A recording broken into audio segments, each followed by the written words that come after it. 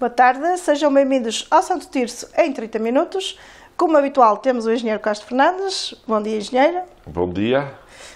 Hoje vamos começar por uma polémica das últimas semanas.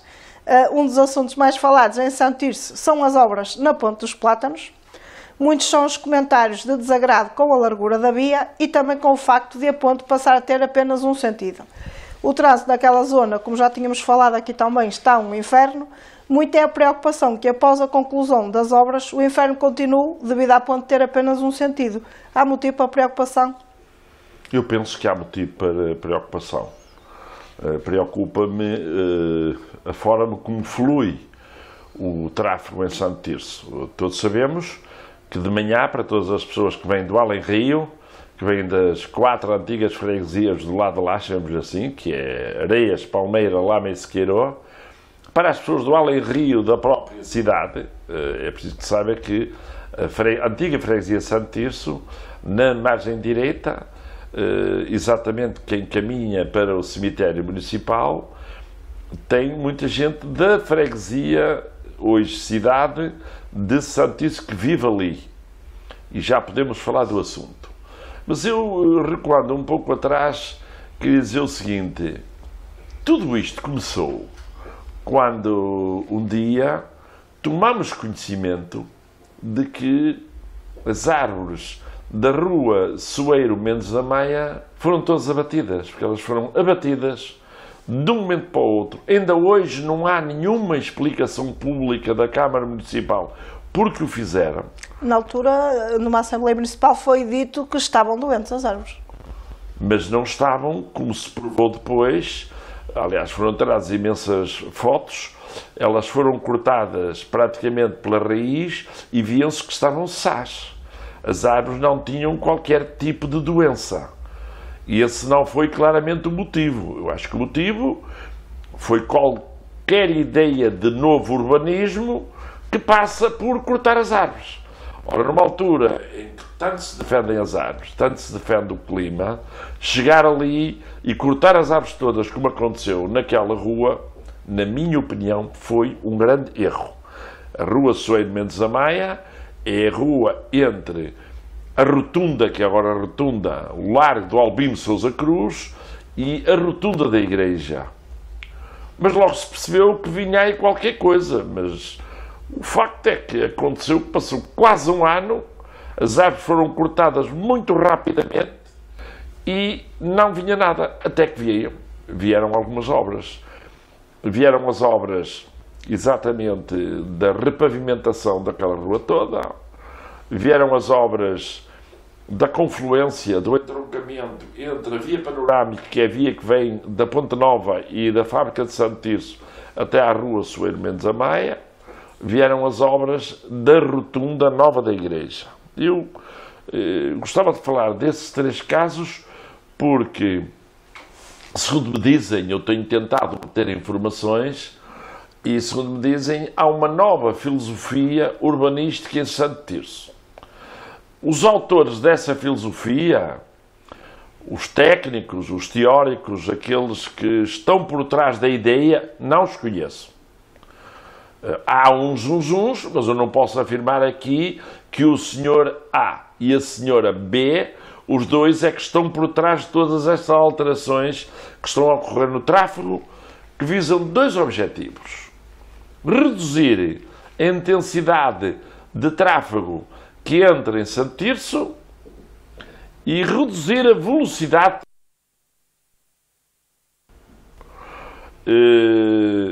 Com estes métodos, vemos visto que as ruas têm sido estreitecidas.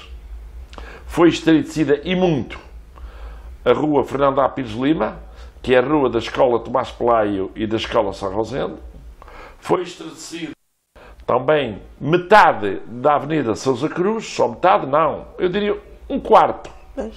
Eu diria que foi afunilada. E a Avenida Sousa Cruz, torno a repetir, tinha um bom pavimento. Aliás, é preciso chegar lá e ver onde existe o pavimento. Tinha boa iluminação, bons candeeiros, bons passeios. Se havia local onde não havia necessidade nenhuma de gastar dinheiro, era lá. A rotunda de Albino de Sousa Cruz foi alterada. E então aí tenho de reconhecer, em termos de desenho urbano, em termos de dimensões, em termos de largura, a rotunda ficou como deve ser. Ficou muito bem. Só não percebo que tenha sido adotada uma filosofia, um desenho urbano para aquela rotunda e para as ruas estreiteceras. Não percebi.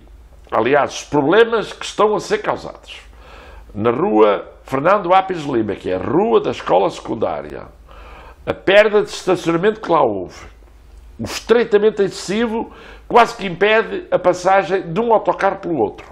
Pois, E passam ali centenas de autocarros. O alargamento, na minha opinião, não necessário dos passeios. Sei que é uma zona com muitas crianças, deve-se proteger os peões, ainda mais sendo crianças, mas penso eu de que se poderia ter feito um desenho urbano com maior largura para a rua e isso não ia aumentar a velocidade. Aquela zona ali é uma zona escolar, circulam ali muitos autocarros, há mesmo lombas, há zonas de paragens de autocarros, portanto, o tráfego ali, eu vi ali 26 anos, e a rua era muito mais larga, e não havia assim grandes velocidades. Mas agora, penso que ao fazerem, faziam bem e corrigiam o que era de corrigir, mas não estreitecer daquela maneira a rua. A rua é lógico que nas horas de ponta ali, como também é compreensível, com os autocarros a chegar, com os carros dos pais dos alunos, com os alunos e as alunas a circular a pé, com tudo isso, aquela rua, porque ficou muito estreita, também ficou um grande problema. Pois, e também não se entende porque é que aqui em Santo Tirso as ruas estão a ficar todas mais estreitas e vamos à Trofa, à Famalicão, a Passos Ferreira, ao Porto e quando mudam as ruas ficam mais largas. Têm de ser adotadas medidas cautelares de facto para proteger os peões e mesmo os próprios automóveis que não devem circular nas cidades a velocidades excessivas. Mas as regras estão definidas no Código da Estrada e mesmo há sinalização que pode ser adotada que limita a velocidade. Há zonas de ruas aqui na cidade que têm um limite de velocidade de 20 km/h. Quando há o risco de problemas e quando há a chamada zona de coexistência, é a zona onde circulam automóveis, bicicletas, pessoas a pé, portanto funciona quase como uma passadeira. E há zonas onde as coisas até nem ficaram mal. Olha, não ficaram mal essa zona de coexistência na Avenida Sousa Cruz. O que ficou mal ali foi o corte da Avenida Sousa Cruz entre o Tribunal e o cinema. Ninguém compreende. Aquele corte ali, na minha opinião, é mais um erro que foi cometido em termos de tráfego e de trânsito. Foi gastar ali muito dinheiro sem necessidade nenhuma na pavimentação, lajeado toda aquela zona. Agora só ali podem circular peões, mas não podem ir diretamente da Avenida Sousa Cruz as ambulâncias, por exemplo, que vêm do norte, que vêm da zona do mercado, para o hospital. Há problemas também na saída das ambulâncias que vêm do hospital, querem ir para o Porto e que têm de andar ali às curvinhas para o Porto, quando digo para o São João, ou para Famalicão, ou para Braga. Essa é outra questão, é a questão exatamente da opção que foi tomada. Mas agora penso que a história de estreitecer as ruas está a criar muito mais dificuldades. Por exemplo, na minha opinião, a solução adotada para o entroncamento entre a via panorâmica que vem da Fábrica Santo Tirso e a rua Soeiro Mendes da Maia, onde foram abatidas as árvores todas, é uma solução que não se entende. Aqueles separadores de tráfego, eu não sei, acho que não funcionam. Eu tenho visto... Parece uma aula de matemática com tantos triângulos. As pessoas passam todas por cima, porque a altura é baixa. Ainda bem que são de um cabo das antes. E, por exemplo, os carros autocarros que vêm do lado da Fábrica Santo Tirso, que por força da sinalização chegam a esse entroncamento, não podem voltar à esquerda, são obrigados a ir à direita, ir à rotunda Avenida Sousa Cruz e voltar outra vez para baixo. O que é que fazem? Chegam ali, passam por cima dos separadores e não obedecem ao trânsito. Eles podem ser multados. Está mal. Está mal porque a solução técnica encontrada devia ser outra.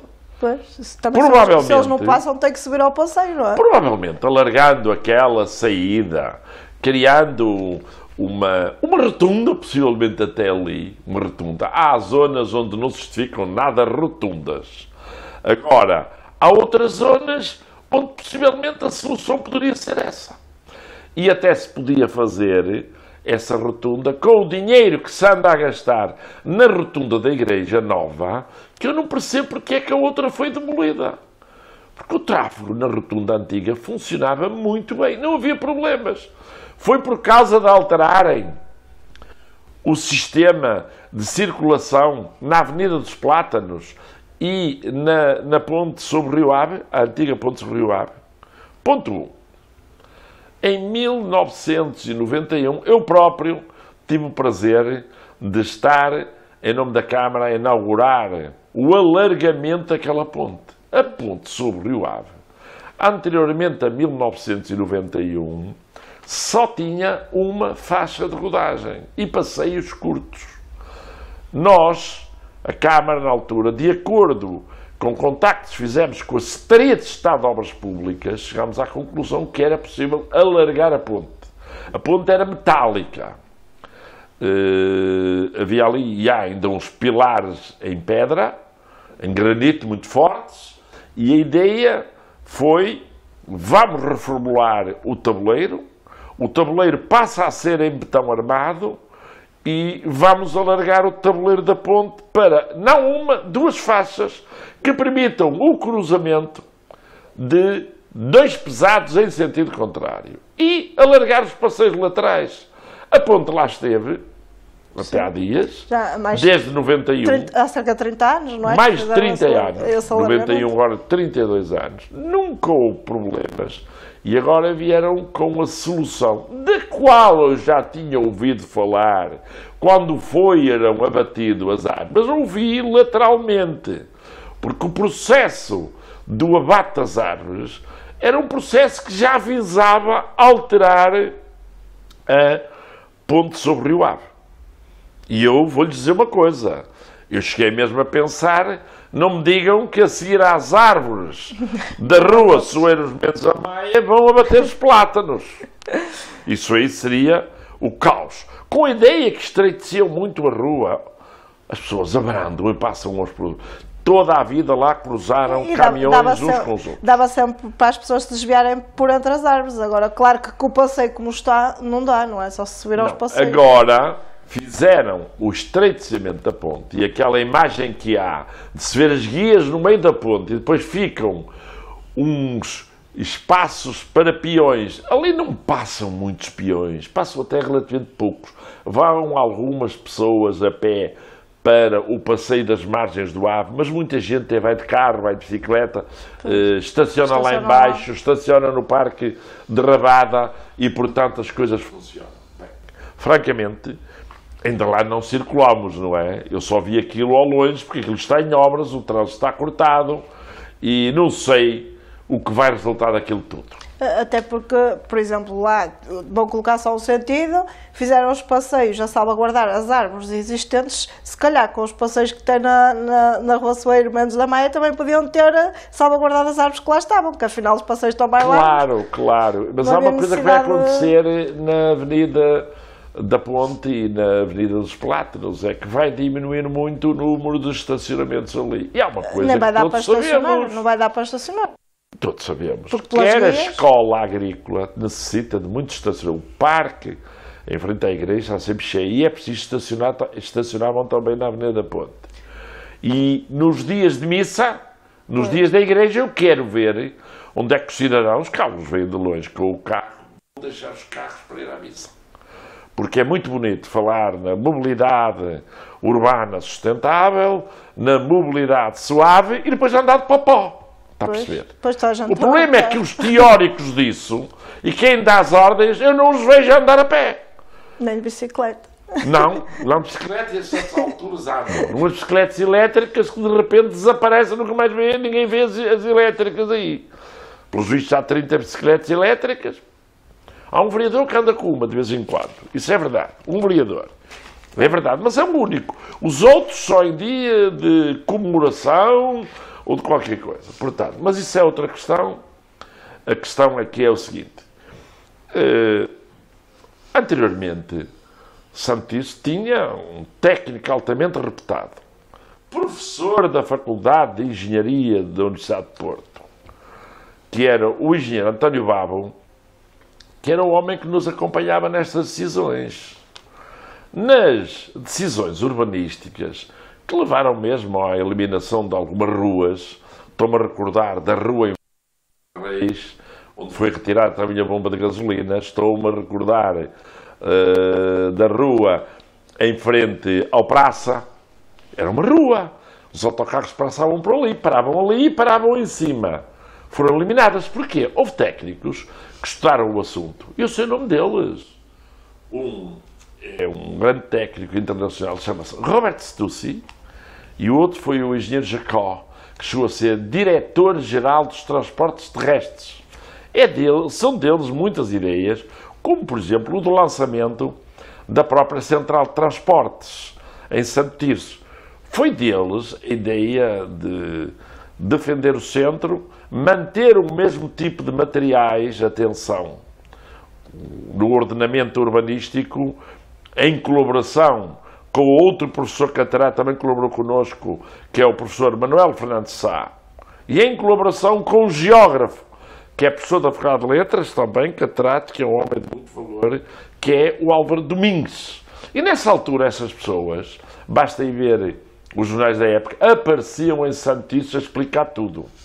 Primeiro o arquiteto Nuno Portas, depois o arquiteto Fernandes Sá, depois o doutor geógrafo Álvaro Domingues, depois o engenheiro António Babo. Era visível. Apresentavam-se os projetos publicamente antes de se executar as obras. Os departamentos de obras da Câmara, os arquitetas e arquitetos da Câmara também trabalhavam conjuntamente. E o desenho era feito nessa base. Agora, temos, pelos vistos, duas pessoas secretas, que são os influencers, como se diz agora, os influenciadores da governação, que propõem coisas como estreitecer afunilando a Avenida Sousa Cruz, reduzir o estacionamento no Parque Dona Maria II, eliminando uma fila de estacionamento do lado dos prédios, e tomar outro tipo de atitudes, como, por exemplo, estreitecer a Rua da Misericórdia, quando é uma rua onde também existe o chamado Escola Secundária de Ondinias, e onde passam imensos autocarros, e onde também o tráfego em horas de ponta é caótico. E com este tráfego caótico, aquilo que assistimos é o seguinte: de manhã, para entrar no trabalho, entre as 8 e as 9 e as 9h30, são filas que demoram meia hora, desde a Avenida do Operário Têxtil ao centro de Santo Tirso. Temos recebido até vários vídeos de pessoas que nos enviam que a fila chega ao tribunal. E à noite, às 6 horas, 5h30, 6h30, a saída dos carros de Santo Tirso é caótica.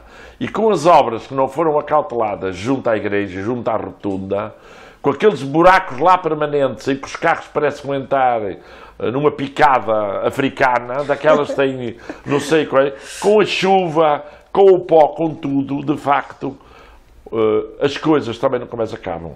E digo, estas obras, eu já o disse no outro dia, que estão a ser feitas, são obras que começaram em meados de 2021. Era previsto que em 2022 estivessem prontas. Estamos no final de 2023. Não ficarão prontas em 2023. Em 2024, espero, ou seja, 3 anos para fazer obras, está previsto demorar 1 ano. Pois. Dinheiro não faltou, que senão não faziam as obras. Sim, e o dinheiro hoje sabe-se.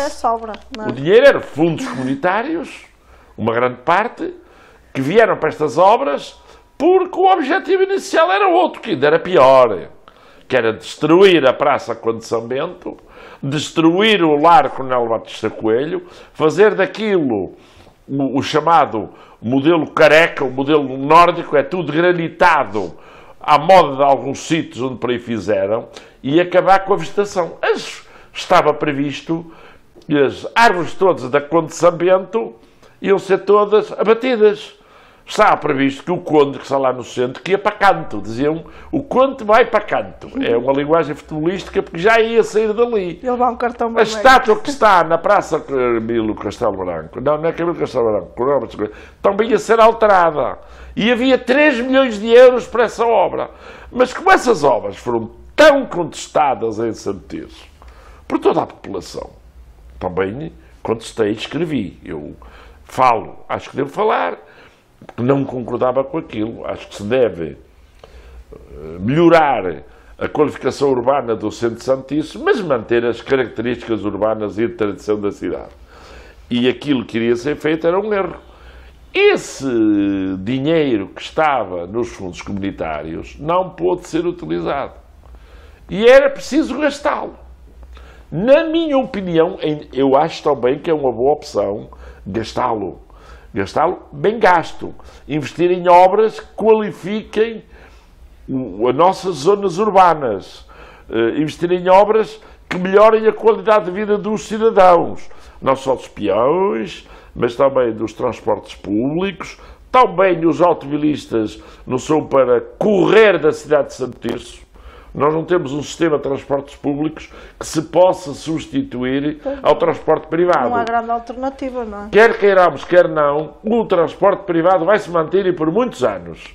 E os carros individuais vão ser muito utilizados, quer em benefício das pessoas individuais ou em grupo para o trabalho, quer em benefício da família, quer em benefício do próprio turismo. Portanto, Santo Tirso é uma cidade relativamente pequena. Nós não somos nem Nova Iorque, nem Lisboa, nem o Porto. E já agora, entra no Porto às 7 da manhã ou 8 e vejam as dezenas de milhares de carros que também lá andam. Portanto, o carro é um elemento essencial. Hostilizar o carro, na minha opinião, é um erro. Não se pode combater o carro dessa maneira. Faz-me lembrar algumas modernices que se usam, em que se altera o tipo de carros de gasóleo ou de gasolina para elétrico, e agora andam estudos a provar que, afinal, carregar um carro elétrico é tão caro como encher o depósito de gasóleo. Até porque a eletricidade não está barata. Eu não domino essa área técnica dos motores e tudo. Sei que se quis acabar com tudo, mas tudo isso é relativo. E em Santo Tirso quis-se mudar tudo. Há coisas que são quase irreversíveis. Para serem reversíveis, vai ter de se gastar outro tanto para fazer bem. E nós vamos ficar com problemas. Os acessos da zona do Além-Rio a Santo Tirso vão ficar muito pior.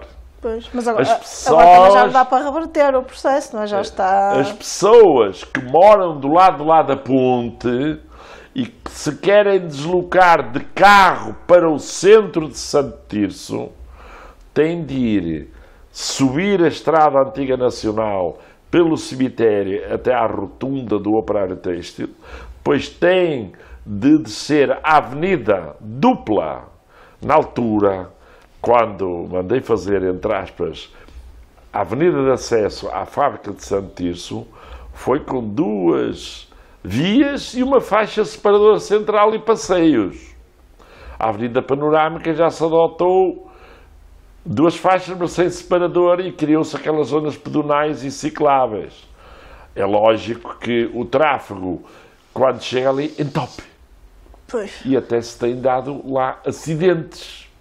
Nomeadamente atropelamentos, como aconteceu no outro dia, que vocês bem divulgaram, com situações muito complexas. Aliás, atropelamentos também têm sido vários na cidade. E as pessoas que moram no Além-Rio, como eu disse, logo a seguir à ponte, vão ter de andar 2, 3 e 4 quilómetros para chegar aos ônibus, porque já ninguém mais vai entrar pela ponte.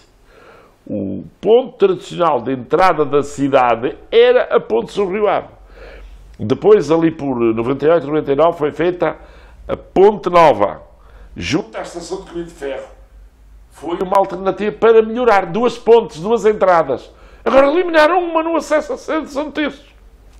São estes pormenores e outros. Eu estive a fazer uma listagem de alguns assuntos que me preocupam, porque eu vivo na cidade diariamente. Eu moro aqui durmo aqui, moro aqui há quase 45 anos, ando a pé na cidade, ando também de carro, procuro estacionamento, sabendo das dificuldades que tenho. E sei que daqui a algum tempo as coisas vão piorar. E vão piorar, posso ser à vontade, quando começarem as obras da feira. Vamos ter, possivelmente, uma boa feira nova, sim senhor. Não sei quando é que já foi a adjudicação, se não foi, se vai ser ou não. Pelos vistos, já andam a tentar localizar um novo terreno para uma feira provisória. E até se fala que são terrenos próximos da antiga fábrica do arco. Mas, acabando-se com o estacionamento da feira, estacionamento sem portagem, sem pagamento, onde é que as pessoas vão colocar os carros para ir trabalhar? Pois, vamos ter o outro parque novo, mas também é muito mais pequeno. O outro parque leva 90 automóveis. Sabe quantos lugares estão previstos para a feira? A feira leva 400 automóveis neste momento. Leva muito mais. Pois. E é um parque provisório de 90 lugares que vai resolver o problema. Não vai resolver problema nenhum. E falta porque ainda por cima, havia um parque muito bom, gratuito, que era o parque debaixo da zona da Câmara, é a pagar. E não é pagar de qualquer maneira, é a pagar. 24 horas todos 24 horas por dia, fins de semana, sábados, domingos, noites e feriados. Está a dizer? Portanto, não se melhorou o estacionamento. Houve um parque de estacionamento que passou de terra batida, foi pavimentado, está muito bem. E pronto, é uma solução. Embora penso que pudesse haver outros, que é o parque junto à Rua Nova da Telheira. Sim. A Rua Nova da Telheira. Serve aquela zona, mas quem é que vai estacionar o carro na Rua Nova da Telheira para vir para o centro da cidade? Não vai. Quem andar bem ainda pode, quem não andar... Sim, não é questão de andar, a questão é dos tempos, pois. O estacionamento. E também não dá para toda a gente, aquele parque já está sempre relativamente cheio. Sim, ele tem uma escala... Ora bem, aquilo ali estava previsto, só que o empreendedor que eu queria fazer depois desistiu da ideia, um parque subterrâneo, e por cima era um hospital de um conceito diferente. E por baixo estava previsto um parque subterrâneo de 250 lugares. E era para servir aquela zona, o hospital, toda a zona. O investidor não investiu, foi na altura da crise em 2008, 2009, ele chegou a ser decidido quanto é que custaria o terreno para vender ao investidor, era um grande grupo de saúde da nossa região, mas agora está lá, na Telheira, as coisas não estão mal. Agora, no centro da cidade é que não temos alternativas. E ainda por cima, tem tudo parquómetros. E o preço do parquómetro subiu. E o que resta às pessoas, o que é pagar o parquómetro? Eu pago. Pois. Não estou para estacionar ilegalmente. Não estou para estacionar. E, portanto, pago o meu parquómetro. E muita gente que vem para Santo Tirso, hoje em dia, que não tinha essa despesa, já também é obrigada a pagar o parquómetro, mesmo trabalhadores. Pois, têm falado comigo. E falta-nos saber depois o tempo que vão demorar as obras da feira, não é? Porque Sim, se demorar também 1 ano, 2... Não, um ano não dura, de certeza. Aquele tempo todo sem alternativa para estacionar. Um ano não dura, isso não dura. Agora, quem vem trabalhar de fora da cidade para aqui, nós devemos atrair pessoas de outros concelhos.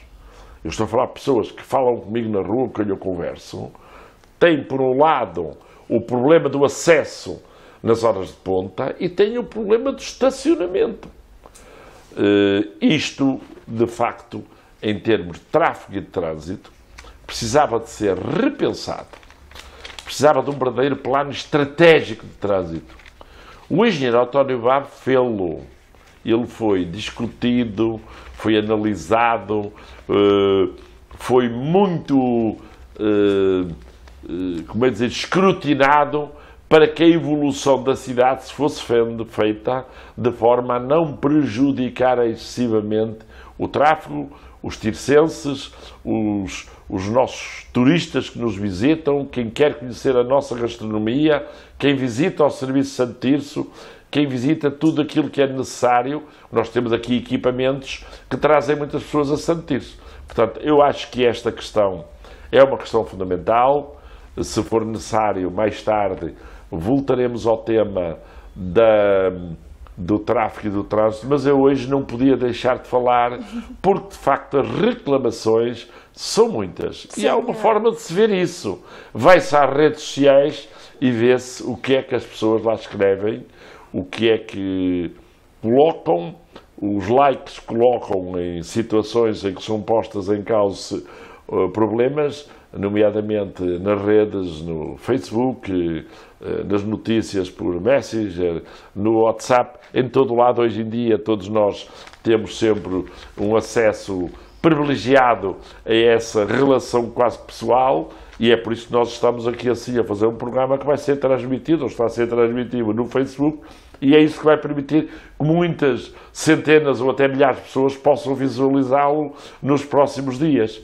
E é assim que nós devemos fazer, é dar a conhecer as nossas opiniões para que quem decide as ouça, se quiser, ou então não decide. E depois a responsabilidade fica com quem decide.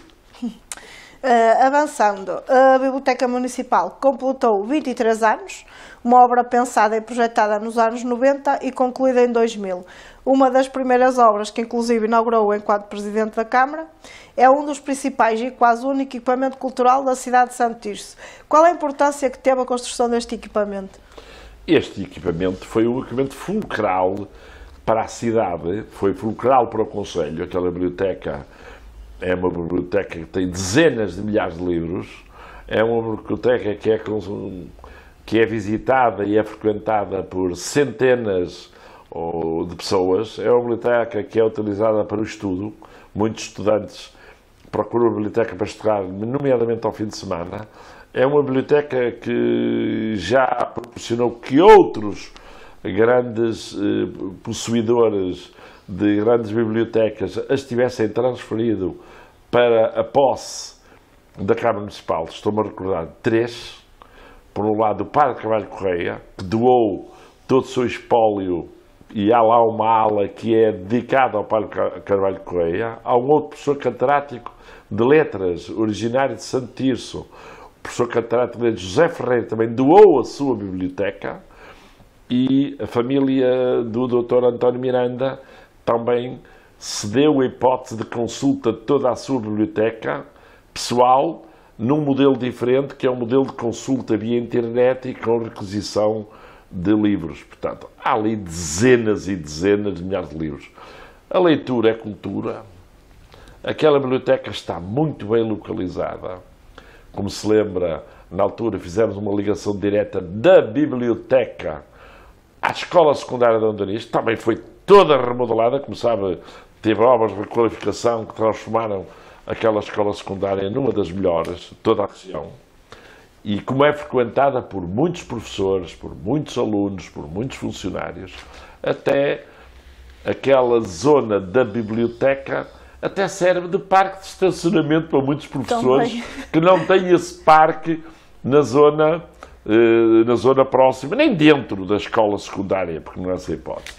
Portanto, foi uma obra que eu fiquei muito honrado em ter inaugurado, foi com o Sr. Secretário de Estado da Cultura. É uma obra que marca, penso que é preciso ter cuidado com alguma degradação que está a acontecer. Pois já têm feito algumas obras de requalificação, inclusive acho que já fizeram uma alteração ao telhado. Sim, isso são as obras de manutenção que são essenciais. Mas, por exemplo, a placa de inauguração, da apresentação, dizem-me que não está em bom estado e, portanto, também não ficava nada mal de ser reconstituída, não é? Se calhar agora, após a requalificação, metem lá uma placa nova de requalificação e tiram a anterior. É possível, e não há mal nenhum. Quer dizer que requalifique. Pois. É preciso que requalifique. Eu não tenho problema nenhum, quer dizer, eu pessoalmente não tenho. Eu inaugurei muitas obras por esse concelho fora e vi serem colocadas placas de requalificação com pequenas requalificações, mas para não há problema nenhum. Pois é importante é a manutenção destes edifícios públicos que são essenciais para a cidade. Porque, repara, são obras que têm 15, 20 anos, necessitam de requalificação, sim, é que necessitam casas, de manutenção. Aliás, o edifício da Câmara tem tido manutenção, o edifício do ambiente precisa de manutenção, as escolas precisam, as juntas precisam. O pavilhão municipal também. Exatamente, o pavilhão também, demorou muito tempo, mas felizmente que foi todo o coisa. Mas eu acho que é de facto uma infraestrutura cultural fabulosa. E Santo Tirso, deixe-me que lhe diga, não é só a cidade de Santo Tirso. E em termos culturais, viu ser feita, nesse período, um centro cultural em Vila das Aves, que é único. Viu ser feita uma infraestrutura que é o Museu do Monte Padrão, que é uma obra notável que apoia todas as visitas ao Monte Padrão. Viu ser feitas uma série de obras nas áreas culturais que qualificaram o concelho. Portanto, hoje, quando se vem à cidade, tem de se pensar também nessas infraestruturas, e já agora que falamos de infraestruturas culturais, lembrei essas, não é? Pois, e agora continuamos a aguardar a nossa sala de espetáculos aqui em Santo Tirso também. Penso que sim, isso é uma opção que tem de ser tomada ao nível político.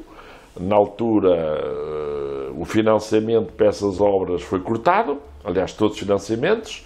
Os bancos deixaram de apoiar as empresas e as câmaras municipais para fazer esse tipo de obras, mas já passaram uns anos. É a altura, pelos vistos, há um grande excedente orçamental. É a altura de, este ano parece que não se vê, dizem, é a altura de começar a pensar na reconstrução do cineteatro e até, na minha opinião, começar por fases. Não se pode fazer de uma vez, eu compreendo, fazer, por exemplo, a fase do grosso, botão armado, e queimava-se uma fase. Tentar recorrer agora aos fundos, e eu não sei se há outros fundos europeus que possam vir, e pode ser que daqui por meio de anos tenhamos uma nova casa que agrupa não só a parte de cinema, mas também de teatro, de pintura, de escultura, porque o projeto que está feito, o projeto que foi lançado a concurso, é um projeto que engloba todas essas áreas e certamente que quando um dia for feito vai honrar a nossa cidade, vai honrar o nosso concelho e até a própria região. Agora, rapidamente, vamos falar sobre a crise política instalada no país. Após um ano e meio de escândalos no governo, no passado dia 7 estourou então mais uma bomba que levou à admissão do primeiro-ministro. Portugal está numa grave crise política. Que opina sobre este desfecho do governo? Pois, foi uma surpresa muito grande o que aconteceu no dia 7 de novembro. Estávamos precisamente aqui Aquilo a fazer que aconteceu, todos programa. sabemos, foi emitido um comunicado pela Procuradoria-Geral da República que no final incluiu um polémico parágrafo que levou a que o Primeiro-Ministro entendesse que estava sob suspeição e disse publicamente: um Primeiro-Ministro não pode estar sob suspeição, portanto só me resta demitir-me. Eu acho que ele teve uma grande coragem política. Foi a primeira vez que um primeiro-ministro o fez. Desconheço que algum primeiro-ministro, só porque havia dúvidas sobre ele, que alguma vez se demitisse em algum país. É lógico que ele pôs a fasquia muito grande, mas mesmo muito grande, ou muito alta, se me permite.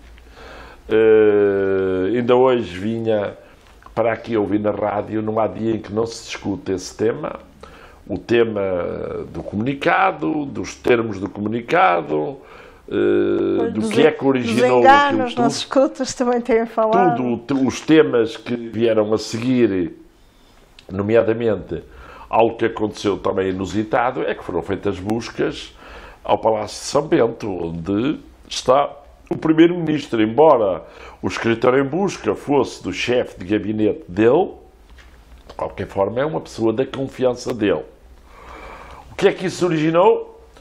Originou que vamos ter eleições no dia 10 de março. Pois, o que é que opina sobre também o facto de ser só a 10 de março? Deveriam ser mais cedo ou não? Não, há um tempo mínimo para que essas eleições se façam. Por um lado, havia o problema do Orçamento de Estado, e ainda bem que foi entendido que o Orçamento de Estado deveria ser aprovado para vigorar já em 2024, em janeiro, que senão iríamos ser dirigidos ou geridos por duodécimos, e, portanto, o Orçamento de Estado ser aprovado. Vai ser aprovado, em princípio, o PS tem maioria absoluta, vai votá-lo, e já foi votado na Generalidade, em 29 de novembro. Depois, a seguir, é preciso marcar as eleições, não é? E elas já foram marcadas, o Presidente da República já disse que é no dia 10 de março. Entretanto, os partidos também têm de se organizar para as eleições. Caiu o líder do Partido Socialista. Aquilo que se exige, no mínimo, é que o Partido Socialista eleja um líder. O Partido Socialista vai já ter eleições dentro de 3 semanas, no dia 15 e 16 de dezembro, é uma sexta e um sábado, vão ser as votações para o novo secretário-geral. Começava a 2 candidatos, um o Pedro Nuno Santos e o outro o José Luís Carneiro, e, portanto, no dia 15 já saberá o 16 quem vai ser o candidato do PS, que é a proposta para novo primeiro-ministro nas eleições. O PSD também vai organizar um congresso, mas não há qualquer dúvida quanto ao líder do PSD. Não é um congresso eletivo. Entretanto, o congresso do PS é exatamente para eleger. É em janeiro, 5, 6 e 7, acho eu, são 3 dias. Vai haver um congresso do PSD, mas o Luís Montenegro, que é o líder do partido, vai ser ele que vai apresentar as candidaturas todas e vai aprová-las, e é que são os problemas para ir à campanha eleitoral. Os outros partidos, o presidente, o secretário-geral do Partido Comunista é recente, portanto não vão alterar.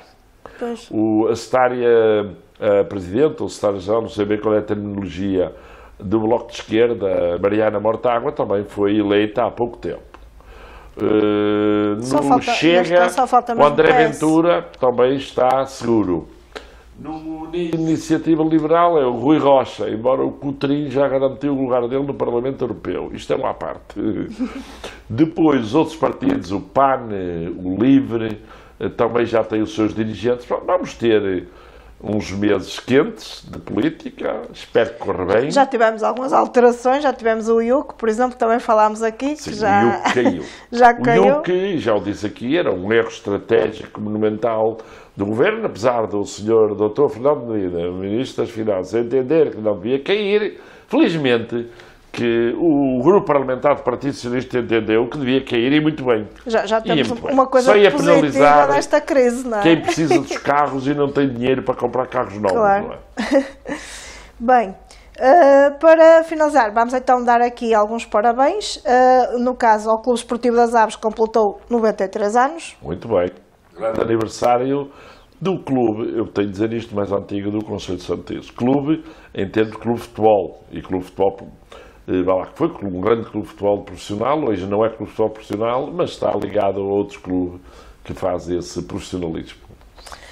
Dar também os parabéns à Assiste, que comemorou 110 anos de existência. Muito importante, uma associação importantíssima e também muito antiga na cidade e no Conselho. A Associação Comercial Nacional tem um trabalho notável feito ao longo dos anos. E, por fim, dar os parabéns à Associação Cultural de Lamelas, que completou 43 anos. Muito bem, mais uma associação cultural. Existem muitas, felizmente, no Conselho, o que prova que o movimento associativo em Santo Tirso tem uma profunda extensão e, de facto, as freguesias todas têm muitas instituições culturais, recreativas, esportivas, que merecem ser apoiadas, até porque são elas que movimentam muita da atividade local e todos nós devemos apoiar essas instituições. E são instituições já com bastantes anos, que têm Sim. sobrevivido de tudo. Pronto, por hoje ficamos por aqui. Regressamos daqui por 15 dias com mais assuntos da atualidade de Santo Tirso. Boa tarde. Boa tarde.